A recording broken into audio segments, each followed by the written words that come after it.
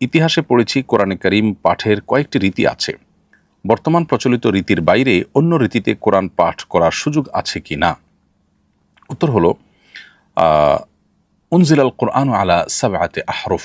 নবী করিম সাল্লাল্লাহু আলাইহি সাল্লাম বলেছেন, কোরআন 7টি হরফে নাজিল হয়েছে।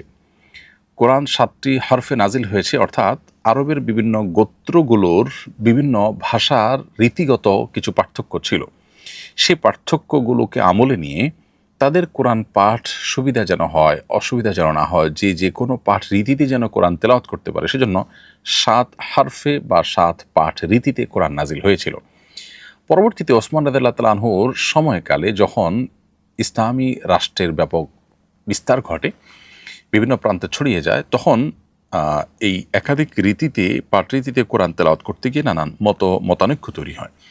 তখন তিনি সাহাবায়ে কেরামের সবার সম্মতিতে, সবার সহযোগিতা নিয়ে তিনি কোরআনে কারীম সর্বপ্রথম যে পাঠ রীতিতে নাজিল হয়েছিল সেই একটি পাঠ রীতির উপর সেটিকে সংরক্ষণ করেছেন এবং সেটি আজও পর্যন্ত ধারা পরম্পরায় মুতাওয়াতির সূত্রে আমাদের কাছে এসেছে এবং অক্ষত আছে, সংরক্ষিত আছে। এর বাইরে অন্যান্য রীতিগুলো না সেভাবে সংরক্ষিত আছে, না সেই পাঠ রীতিতে তেলাওয়াত করা এখন আমাদের জন্য জায়েজ রয়েছে, কারণ সেটি সেভাবে সংরক্ষিত নেই।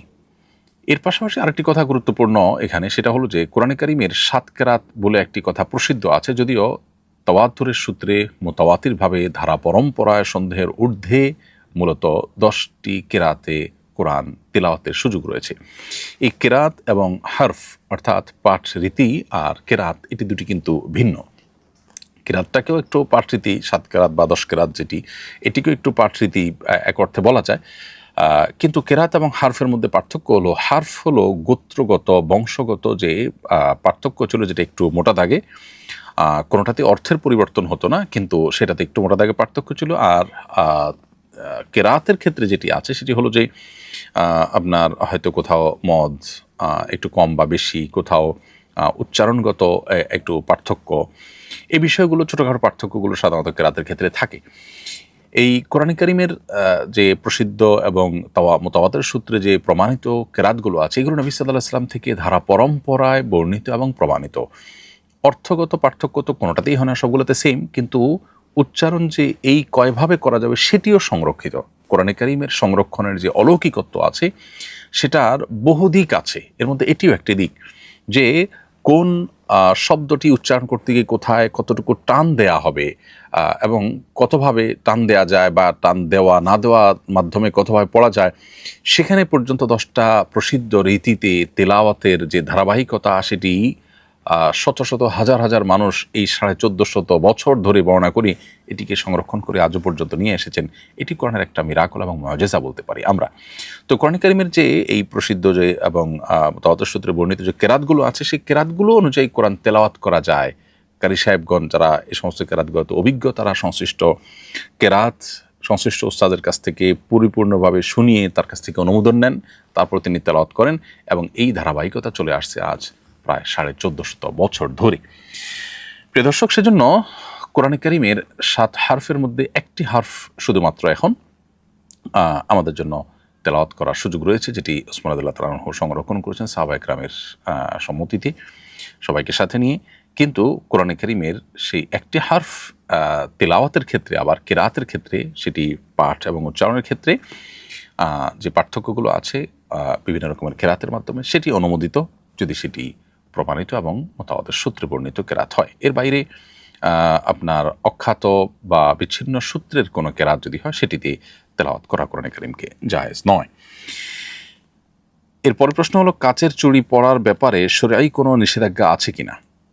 আমার শ্বশুর বলেন কাচের চুড়ি পরা নাকি হারাম, এর আওয়াজ নাকি বাদ্যযন্ত্রের মতো। এর প্রশ্ন উত্তর হলো যে কাচের চুড়ি পরা এটা শরিয়ার দৃষ্টিকোণ থেকে নাজায়েজ কোনো কাজ নয়। কেউ যদি নিষেধ করে থাকেন, সেটি একান্তই তার না জানার কারণে তিনি বলেছেন বা ধারণা থেকে তিনি বলেছেন। কাচের চুড়ি একটি আরেকটির সাথে ঘর্ষণের ফলে বা স্পর্শ হওয়ার ফলে যে আওয়াজ সৃষ্টি হয়, সে আওয়াজটার কারণে এটা বাদ্যযন্ত্রের আওয়াজ মনে করে এটাকে নিষিদ্ধের আওতায় ফেলার কোনো সুযোগ নেই। মানুষের দৈনন্দিন জীবনে দুটি পাতিলের সাথে পাতিল বহন করতে গিয়ে রাখতে গিয়ে এরকম আওয়াজ তৈরি হতে পারে, এরকম আরও বহু আওয়াজ তৈরি হতে পারে। এগুলোকে শরীয়ত আমাদের জন্য নিষিদ্ধ ঘোষণা করেনি, বিধায় এটা যদি কেউ বলে থাকে সেটা তিনি বাড়াবাড়ি করেছেন। তবে কোনো চুড়িতে যদি কখনো কোনো বাদ্য যন্ত্রের আওয়াজ যদি সেখানে সেট করা থাকে আর সেটা বাজে, সেটা তো ভিন্ন বিষয়, সেটা নিষিদ্ধের আওতায় পড়বে। এরপরে প্রশ্ন হলো, কয়েকদিন আগে একই দিনে বজ্রপাতে 14 জন মানুষ মারা গেলেন। আমি জানতে চাই হঠাৎ মৃত্যু এটা ইসলামী দৃষ্টিকোণ থেকে ভালো নাকি খারাপ?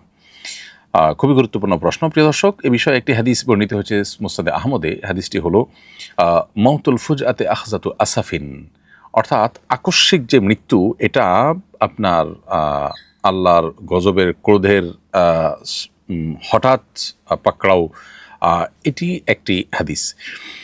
এর বাইরে আরেকটা হাদিস আছে, নবী সাল্লাল্লাহু আলাইহি ওয়াসাল্লাম একবার একটা দেয়ালের কাছাকাছি ছিলেন, দেয়ালটা মানে যে কোনো মুহূর্তে পড়ে যাবে এরকম একটা অবস্থা ছিল। নবী সাল্লাল্লাহু আলাইহি ওয়াসাল্লাম তখন সরে এসেছেন এবং বলেছেন যে আমি এই আকস্মিক মৃত্যু থেকে বাঁচতে চাই এবং পানা চাই, কারণ হলো এর ফলে মৃত্যুর আগে যে ওসিয়ত করার সুযোগ থাকে সেটি থেকে বঞ্চিত হয় মানুষ, এবং এর ফলে মৃত্যুর আগে তওবা করার, ইস্তেগফার করার যে সুযোগ থাকে সেটা থেকে মানুষ বঞ্চিত হয়। এই জন্য এটা আমি চাই না।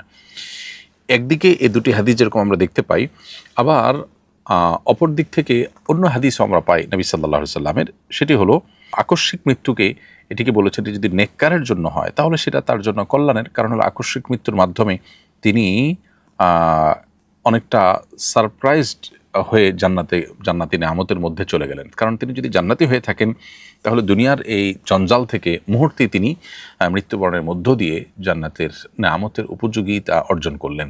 এটি তার জন্য পজিটিভ এবং ভালো। আর যদি কেউ গুনাহগার হয়, জাহান্নামী হয়, কাফির ফাসিক হয়, তাহলে সেক্ষেত্রে তার জন্য আকস্মিক মৃত্যুটা খারাপ, বিকজ তার এটা দুনিয়া যেটুকু নেয়ামত ছিল সেটুকু তার বিচ্ছিন্ন হয়ে গেল। তো এই জন্য আকস্মিক মৃত্যুকে মৌলিকভাবে খারাপ বলার কোনো কারণ নাই।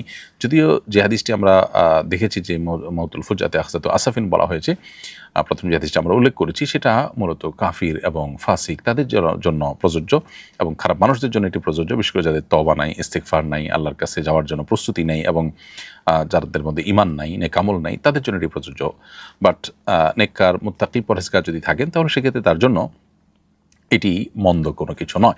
তাছাড়া আল্লাহর অনেক নেককার বান্দা, অনেক প্রিয় বান্দা যারা হঠাৎ মৃত্যুর মুখোমুখি হয়েছে, তো এর মাধ্যমে মানুষের অন্তত ভালো মন্দ নিরূপণ করা যায় না। হ্যাঁ, এটা ঠিক যে মানুষ কিছু জিনিস করে যেতে চায়, হঠাৎ মৃত্যুতে সে সুযোগটা থাকে না, যেটি পরের হাদিস দ্বারা জানা গেল। এই জন্য যদি কারো সুযোগ থাকে হঠাৎ মৃত্যু এড়ানোর, তো অবশ্যই তিনি সেই চেষ্টাটা করবেন, করা উচিত। যদি হয় কারো হঠাৎ মৃত্যু, তিনি নেককার হলে সেটি তার জন্য ইনশাআল্লাহ ভালো বিষয় হিসাবে আবির্ভূত হবে। আর বদকার হলে তো ভিন্ন কথা। আল্লাহ তাআলা আমাদেরকে ভালো মৃত্যু এবং নেককার মৃত্যু নসিব করুন।